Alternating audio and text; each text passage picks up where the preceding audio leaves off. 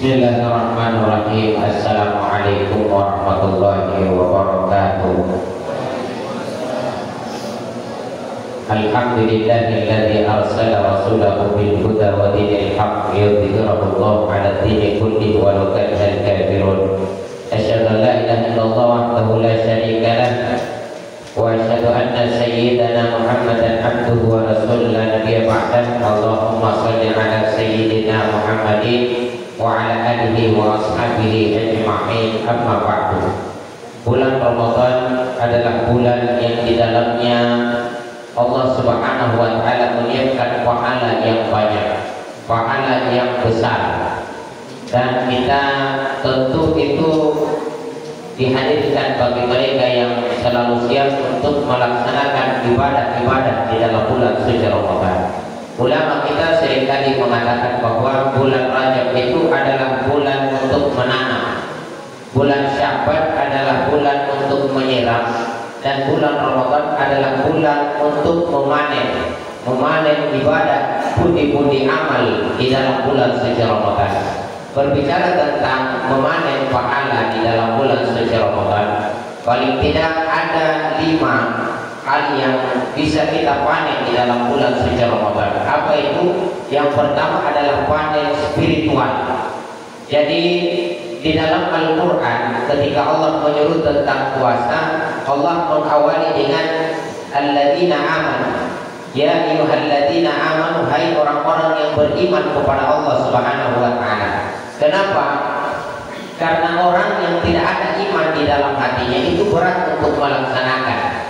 Kenapa kita ini mudah melangkahkan kaki ke masjid salat tarawih? Itu karena iman. Kenapa kita ini betah duduk untuk membaca Al-Quran? Itu karena ada iman di dalam hati kita. Semakin kuat iman itu, maka semakin tenang kita di dalam beribadah kepada Allah. Ada orang datang beribadah tetapi tidak tenang. Ya seakan-akan dia selalu mau tinggalkan masjid, dia selalu mau pulang. Kenapa? Karena ada iman di dalam hatinya tetapi lemah imannya. Karena iman itu yazidu wa yanqus, kata Nabi. Iman itu ada kalanya bertambah, ada kalanya berkurang. Kalau iman sedang kuat-kuatnya, maka kita akan betah beribadah kepada Allah. Dan iman itu kata yazidu wa yanqus. Iman itu kata Nabi yazidu bitta'ah. Iman itu bertambah dengan ketaatan. Wa yanqusu bil maksiyah, dan iman itu berkurang dengan dosa maksiat yang kita lakukan. Maka ibadah-ibadah kita di dalam bulan suci Ramadan itu berpotensi untuk menguatkan iman kita, sehingga kita begitu berakhir Ramadan bisa memperoleh predikat la'allahum tattaqun, orang yang bertakwa kepada Allah Subhanahu wa taala, sehingga usai Ramadan kita tetap akan ada semangat untuk beribadah kepada Allah Subhanahu wa taala. Bukan seperti yang sering kali disampaikan oleh para penceramah-penceramah kita, bahwa kadang di dalam bulan Ramadan rajin ibadah, begitu berakhir Ramadan berhenti juga beribadah kepada Allah Subhanahu wa taala. Hadirin yang dimuliakan Allah, itu yang pertama. Kemudian yang kedua, yang pertama yang bisa kita panen adalah panen spiritual. Jadi ibadah yang kita lakukan itu akan menguatkan spiritual kita kepada Allah Subhanahu wa taala. Yang kedua adalah panen sosial. Jadi ibadah puasa yang kita lakukan membuat kita lapar, merasakan haus. Untuk apa semua itu? Supaya kita ini merasakan apa yang diderita, apa yang dirasakan oleh orang-orang miskin selama ini. Sehingga kita ini ada kepedulian sosial, sehingga muncul kepekaan di dalam hati kita untuk berbagi dengan mereka. Kenapa kita ini malas untuk bersedekah? Karena kita tidak tahu di luar sana ada orang yang menderita. Kenapa kita ini yang kadang mubazir, buang-buang makanan? Karena kita tidak tahu bahwa di luar sana ada orang yang hanya untuk memakan, mencari sesuap nasi saja itu berat. Ya, sehingga kita butuh ibadah puasa ini supaya kita merasakan penderitaan yang selama ini diderita oleh orang-orang miskin. Makanya di dalam bulan Ramadan ini, di antara yang harus kita hadirkan adalah memperbanyak infak sedekah, memperbanyak berbagi dengan orang lain. Kata Nabi, tahadu tahabu, saling memberilah maka akan tercipta kasih sayang di antara kalian. Banyak orang yang karena saking pelitnya, yang di kota-kota itu biasa rumahnya dipagar tinggi, kemudian di dalamnya diikat di situ di pintu anjing gila. Itu istilah di situ anjing gila. Kenapa? Karena dia tidak mau berbagi dengan tetangganya, takut kehilangan hartanya. Padahal jamaah yang dirahmati Allah Subhanahu wa taala, andailah dia mau berbagi dengan tetangganya, maka tidak perlu dia pagar yang tinggi seperti di desa-desa. Tidak perlu dia siapkan anjing gila. Kenapa? Kalau tercipta kasih sayang di antara tetangga, maka tetangganya akan siap menjadi anjing gila baginya kalau ada yang mau merugikan harta orang tersebut. Hadirin yang dimuliakan Allah Subhanahu wa taala. Jadi yang kedua yang bisa kita panen di dalam bulan Ramadan ini adalah panen sosial. Kepedulian kita akan lebih meningkat di dalam bulan suci Ramadan dengan banyak-banyak berbagi. Di antara yang harus kita hadirkan adalah bagaimana kita ini yang memiliki kelebihan harta, bisa menyiapkan buka puasa untuk orang-orang yang berpuasa. Karena kata Nabi, barang siapa yang memberi makan orang berpuasa, maka baginya pahala seperti orang yang berpuasa. Itu kalau satu yang diberi makan. Bagaimana kalau ratusan santri yang makan dari buka puasa yang kita sediakan tersebut? Maka banyak pahala yang bisa kita panen di dalam bulan suci Ramadan ini. Makanya itu yang sering disampaikan oleh ulama, kita itu harus cerdas di dalam beramal. Kita ini mau beramal terbatas, tetapi bagaimana kita menggerakkan harta kita, menggunakan potensi yang ada untuk meraih keuntungan yang lebih di dalam bulan suci Ramadan ini. Kemudian yang ketiga, panen emosional. Jadi ibadah puasa yang kita lakukan di dalam bulan Ramadan bukan hanya menahan diri dari makan dan minum, tetapi menahan diri dari marah, menahan diri dari benci, menahan diri dari mendengki. Semua sisi-sisi buruk itu ditahan di dalam bulan suci Ramadan. Maka ibadah Ramadan ini mengajarkan kita agar supaya kita ini tidak memendam kebencian, sehingga panen yang ketiga kita bisa raih di dalam bulan Ramadan ini adalah panen emosional. Bahkan kata Rasul Sallallahu Alaihi Wasallam, la taqlaq falakal jannah. Jangan marah maka kamu akan memperoleh surga Allah Subhanahu wa taala. Karena surga itu tidak diperuntukkan untuk mereka yang berdendam.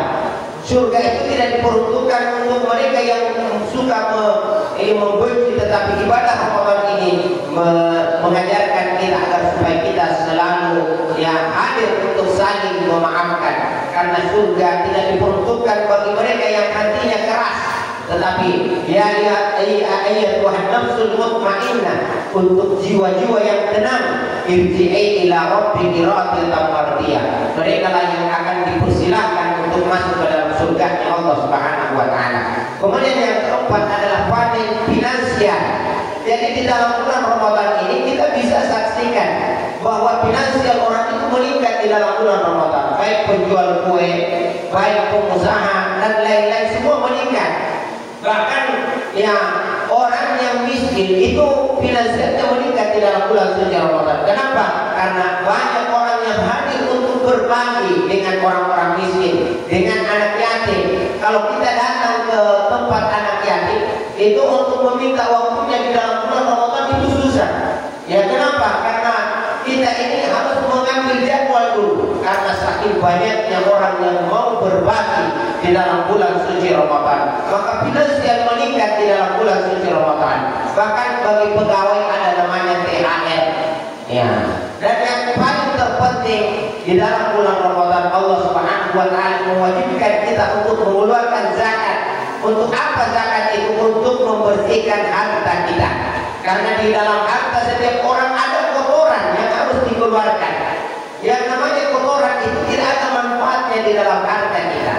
Dan kalau dipaksa maka dia akan menjadi penyakit. Dan kalau disimpan Allah akan keluarkan dia sebagai kanker. Makanya harta yang tidak dikeluarkan zakat itu tidak memberikan manfaat, justru akan merusak. Ibaratnya ada susu yang ditetesi dengan satu tetes racun, maka susu yang murni yang menyehatkan satu gelas itu bisa menjadi rusak karena satu tetes racun yang masuk ke dalamnya. Begitulah harta yang harus dikeluarkan, ya, harta yang ketika dikeluarkan, maka sebenarnya harta itu akan menjaga harta yang lain yang kita miliki. Bahkan kata Rasul Shallallahu Alaihi Wasallam, Inna wassadaqah la yanqus, sesungguhnya orang yang mengeluarkan hartanya itu sebenarnya itu tidak berkurang hartanya. Walakin bal yazda, tetapi akan Allah selalu tambahkan. Makanya kita bisa melihat tidak ada orang kaya di dunia ini yang melainkan mereka itu adalah orang yang gemar untuk berbagi dengan orang lain. Maka ulama seringkali mengatakan, kalau kalian mau menjadi orang kaya, maka persiapkan dirimu untuk menjadi orang kaya. Kalau kamu mau menjadi orang kaya, apakah kamu layak untuk menjadi orang kaya? Karena orang kaya adalah orang yang harus siap menjadi jembatan rezeki untuk orang lain. Karena sebenarnya orang kaya itu adalah orang yang dititipi rezeki orang lain. Karena rezeki kita ini sudah ditetapkan oleh Allah Subhanahu wa taala berapa rezeki kita. Dan kita tidak akan mati melainkan rezeki itu sudah cukup. Jadi orang kaya juga demikian. Kata ulama, orang kaya sebenarnya harta yang ada pada diri mereka itu sebenarnya tidak semuanya rezekinya. Orang kaya ketika menyimpan uang di bank, semua uangnya di bank hampir semuanya itu bukan rezekinya. Tetapi rezeki orang lain yang Allah simpan di dalam, yang Allah titipkan kepadanya. Maka orang kaya yang tidak mau mengeluarkan hartanya, tidak mau berbagi dengan orang lain, maka harta yang seperti itu tidak akan pernah bertahan. Maka kita bisa teliti orang-orang kaya yang pelit. Biasanya hartanya itu tidak akan turun kepada keturunannya. Kenapa? Karena harta akan terjaga manakala kita berbagi dengan orang lain. Kita keluarkan zakatnya. Maka ibadah Ramadan ini bukan hanya meningkatkan finansial kita, tetapi ibadah Ramadan juga mengajarkan kita bagaimana agar supaya menjaga harta yang kita miliki supaya lebih berkah di sisi Allah Subhanahu wa taala. Karena yang dibutuhkan dalam hidup ini bukan harta yang banyak, tetapi harta yang berkah. Harta yang sedikit namun berkah itu lebih baik daripada harta yang banyak namun tidak berkah. Namun tentu harta yang banyak dan berkah tentulah itulah yang diharapkan kita semua, dan keberkahan itu tidak akan pernah datang manakala kita tidak mau berbagi dengan orang lain. Hadirin yang dimuliakan Allah, yang terakhir yang bisa kita panen di dalam bulan Ramadan adalah panen ilmu pengetahuan. Kementerian Agama sekarang mengirim banyak dai ke pelosok-pelosok, yang merekrut banyak dai kemudian dikirim ke daerah-daerah terpencil. Dan umumnya para asatidz, para ulama, para ustaz itu di dalam bulan Ramadan jadwalnya banyak. Ya, bahkan pimpinan pondok kita harus pergi ke Merauke untuk berdakwah. Intinya bahwa di dalam bulan Ramadan adalah bulan pendidikan. Kita bisa menambah ilmu pengetahuan kita. Dalam sebuah hadis disebutkan, man arada dunya fa alaihi bil ilmi. Kalau kalian mau meraih menggenggam dunia ini, maka harus dengan ilmu. Berani kamu berdagang tidak tahu ilmunya, kamu akan bangkrut. Berani kamu berusaha ya tidak tahu ilmunya, maka kamu akan mengalami kebuntuan di dalam usahamu. Maka barang siapa yang ingin raih dunia ini, maka fa alaihi bil ilmi, harus dengan ilmu. Wa man arada akhirat, dan barang siapa yang ingin meraih akhirat, fa alaihi bil ilmi, harus dengan ilmu. Banyak orang membaca Al-Quran tetapi tajwidnya salah, maka bukan pahala yang dia dapat tetapi justru dosa. Kalaulah dia ada niat usaha untuk memperbaiki, maka Allah akan selalu siap untuk memaafkan.